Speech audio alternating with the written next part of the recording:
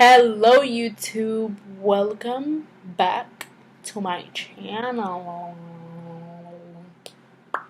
Welcome to another video.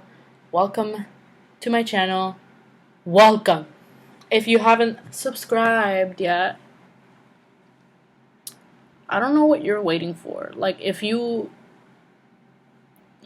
ever watched my videos and you keep coming back, you should probably subscribe, because that means you want to see my content. Just an idea I'm putting out there.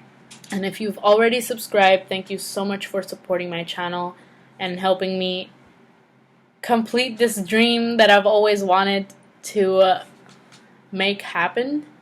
So yeah, this is the look for today, guys.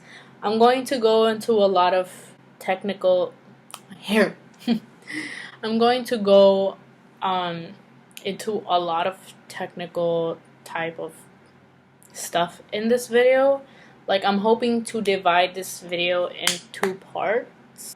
If anybody doesn't understand all of the terms in all of my videos, this is probably a good video to watch, just to not necessarily retry or recreate, but that's so that you can learn all the terminology of, or all the terms that I use in my videos. I'm sorry if the video ends up being longer. I'm sorry if I end up posting two videos of the same look. I just want to make sure that all that information is out there, so that everybody that watches me understands what I'm saying, that they understand all the words that are coming out of my mouth.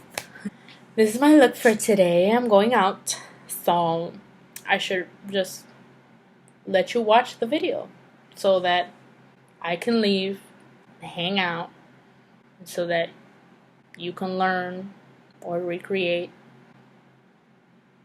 and then watch my other videos and subscribe to my channel and like this video and comment down below. Keep on watching.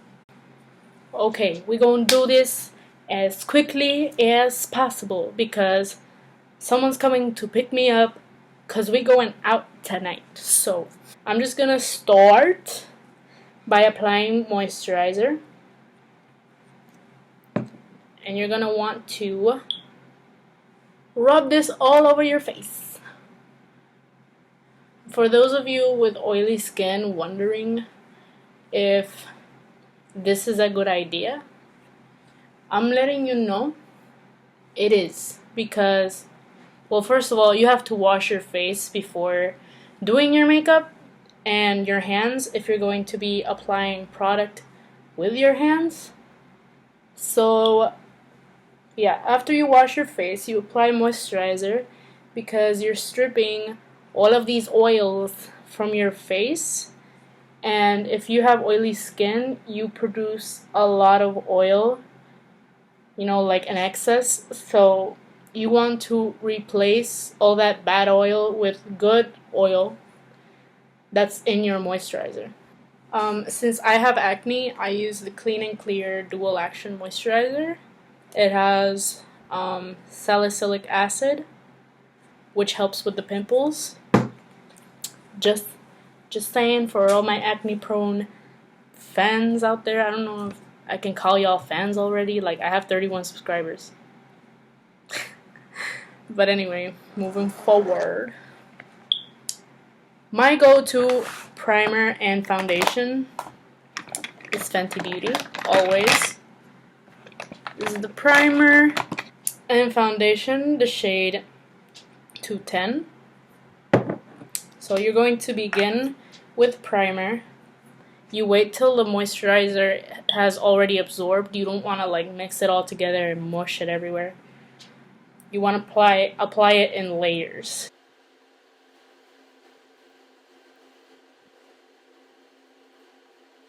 You want to get that under the chin as well, because you're going to blend your foundation down to your neck so that it looks cohesive with the rest of your body.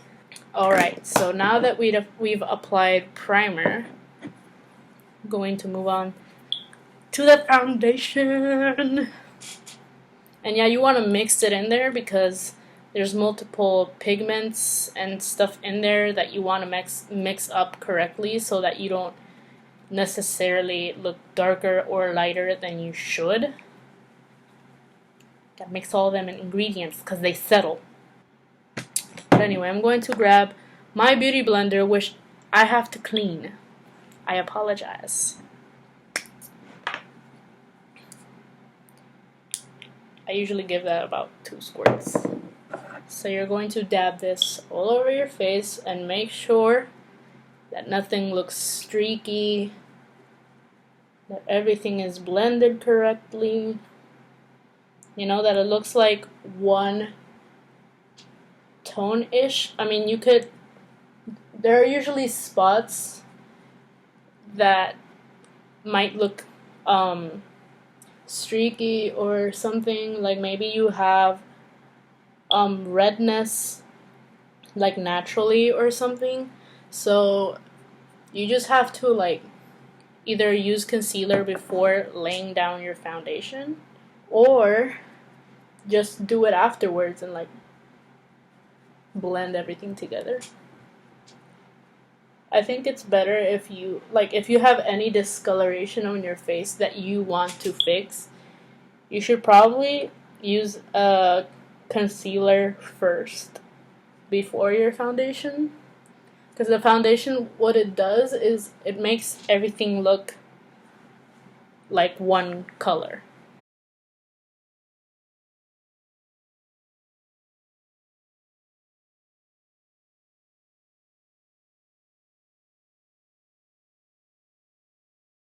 Now, I'm just going to do my brows. And I'm going to tweeze them strays. Like, I don't know if you can see those little hairs there. I'm going to try to brush everything as well as possible to see where I want to tweeze and cut if necessary. Like if my hairs, I think my hairs are too long right now. But I'm going to tweeze first and then cut them hairs.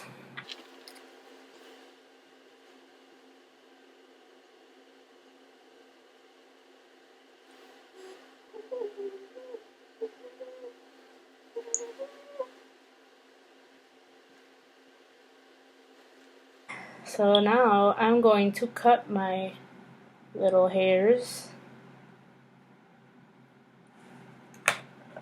with a tiny scissor.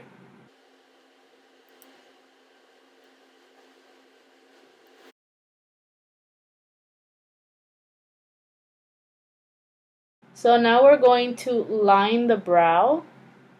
You see that arch? We're going to define that arch better because I don't know if you see the little waves in there.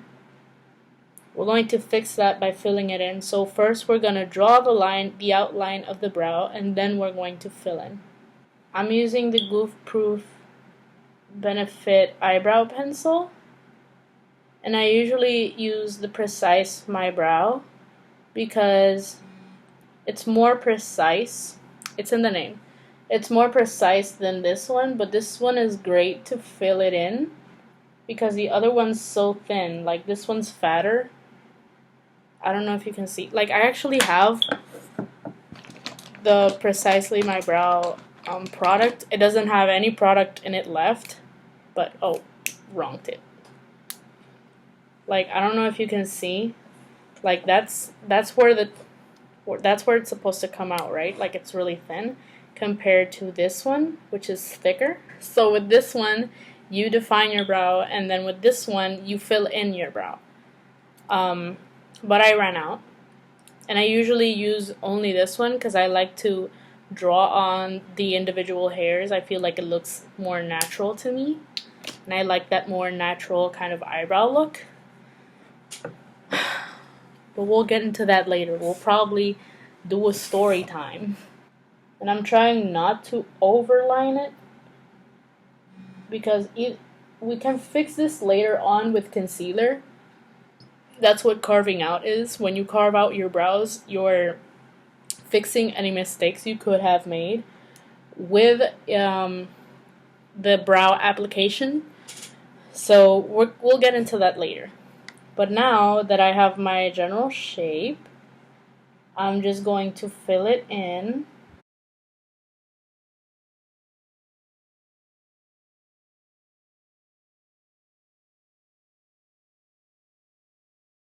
This is where you apply the softest because you want to blend into a darker brow.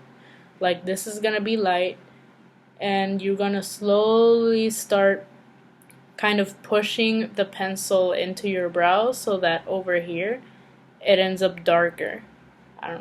The brows are almost done. I'm just going to grab my concealer. This is my Tarte Shape Tape Concealer in the shade Light. And I'm just going to grab a flat, like a literally flat all the way round brush to carve out my brow. We're gonna grab with the brush just a tad so that we can carve out the brows. You really don't need much to fix mistakes. So you don't really want to put a lot of concealer in there. So you're just gonna gently, however, like if you want to take a lot more time to fix it and make sure that your brows look fierce, that's completely fine as well. Just define your routine and find yourself, and you'll be great, baby. Everything's gonna be fine. Nobody can judge you on how much time you take or shit. Like I used to take 2 hours. Now I take an hour and a half, which is not much better. Like it's a lot of time. But I like to make sure that my face looks absolutely stunning. So we're just gonna grab a little bit more and carve up here to make sure that it's a defined shape, that you don't get no squiggly lines in there.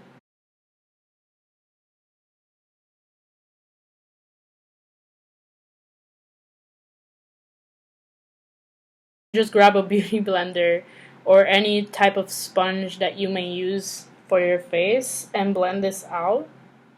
Now it's easier if you use the same sponge that you used or brush that you use your foundation for, like you know, the one you applied your foundation with. It's easier because you still have a little foundation left, even though it's a little dry. It mixes in a little bit with that concealer you just laid down, so it looks more blended into your face. Like sometimes I forget how to English. Now I will note, English is not my first language. My first language is Spanish, but that's no excuse to me because I've been speaking English since I was 5. So, but yeah, the bilingual mind, it tricks you. It's a tricky hoe. Now I blend this toward the eye because I'm going to be applying just a little bit of concealer on my lids as well as a primer. So what a primer does is it preps your skin to hold on to whatever you're going to apply to it. So you apply concealer to your lids, it's gonna act as a primer and it's gonna grab onto that eyeshadow. So that's why it's so important to lay down a base color before you do any blending in your eye. But we'll get to that later as well. I don't know why I keep skipping ahead in my own damn video. So now that we've already applied concealer to carve out our brows, we're going to open it back up again. Cover them dark circles. They've been looking nasty lately because college. And apply a bit to the tip of the nose and in the bridge right here on the cupid's bow, our chin and forehead.